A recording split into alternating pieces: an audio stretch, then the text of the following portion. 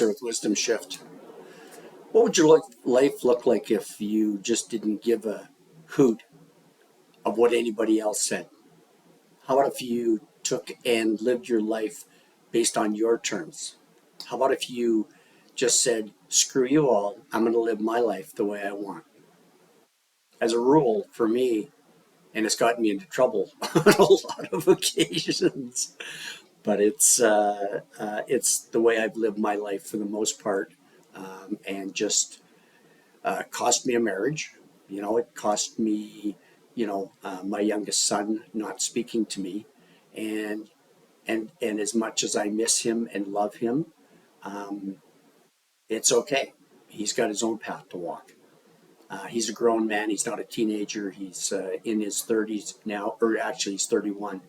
But that's not the point. The point is, do you live your life based on your terms? Do you live your life based on what you really want to do? Do you live your life based on this is what's right for me? Let me know in the comments if you live your life on your terms. And what does that look like, living your life on your terms? Living your life on your terms means the old expression, damn the torpedoes, uh, not going with the crowd, and and doing the things that bring you joy and happiness. And that I used to have a saying that tingling ever so slightly with delight. Especially when I used to do a lot of rock climbing and hiking up in the mountains. Um, my mom used to say this to me all the time. Oh, for God's sakes, Judson. My name is Judson James Graham. Anyway, she used to say, Judson James, your life is just too short. Life is far too short. And one time, it was when she was in the hospital, when the latter years of her life, and I looked up at her and I went, Mom, actually, sometimes life is far too long. And it's not like I have suicidal tendencies, because I don't. But I just said, as the Buddha said, we're born, we live, we suffer, and we die. That's how most of us live. And and I've always really disliked that. And I've thought to myself, BS. That's just pure BS. We can have our life be joyful and fun and exciting, but most of us live, that expression comes up to mind, we live this life of quiet desperation. And it used to be, I don't remember who it was back, 70, 80 years ago that penned that, but it's applicable as much as to men as it is to women. So live your best life. Go out and live how you really want to live. Live live live your life with the things that bring you joy and happiness. And and sometimes it is a struggle. Sometimes it's hard. If you think that I don't wake up sometimes, in the middle of the night and go, oh, what the hell was I thinking? When I had a business that I started when I was 39, I ran it for 20 years.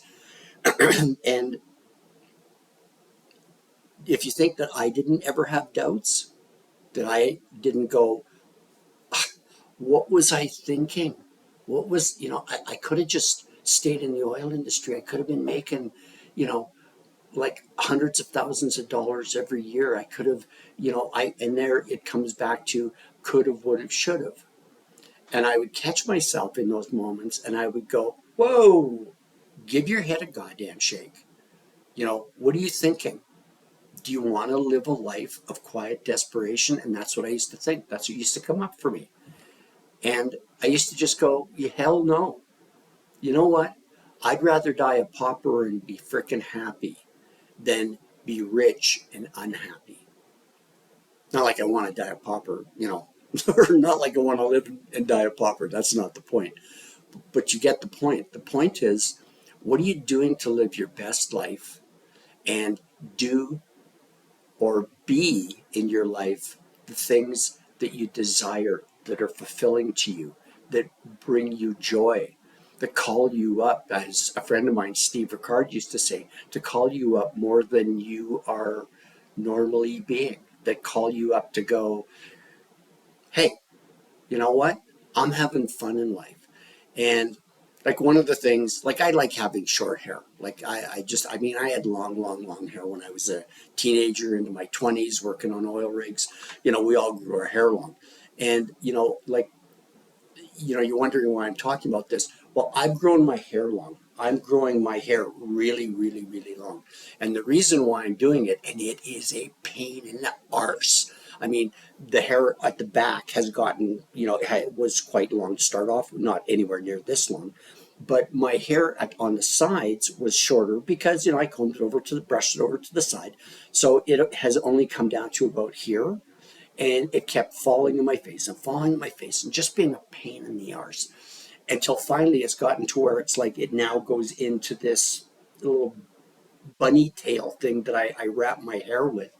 And I'm doing this because it was one of my nephews. It was my older brother's son, who he's a ginger. He's got red hair. It's like freaking hilarious. But he's grown his hair out. I think this is the fourth time he's doing this, and he goes and he has his hair shaved when it gets to it has to be at a certain length, and he gets his hair shaved or shaved off, and they put it into wigs for men and women and children too that are going through cancer treatments that have lost their hair.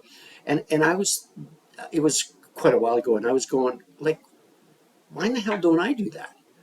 And so I dug into it and found out, because I thought, well, who's going to want to have gray hair? Well, it turns out that there's a ton of people that want to have gray hair. So, I mean, in my little way, that's my way of doing something that I want to do that gives back a little. So, what are you doing for you? What are you doing that lights you up? What are you doing that makes you joyful? If this speaks to you, if like you get anything out of this, throw something down in the comment. And if you like this video, subscribe and give me a like. Thanks. Have a great day.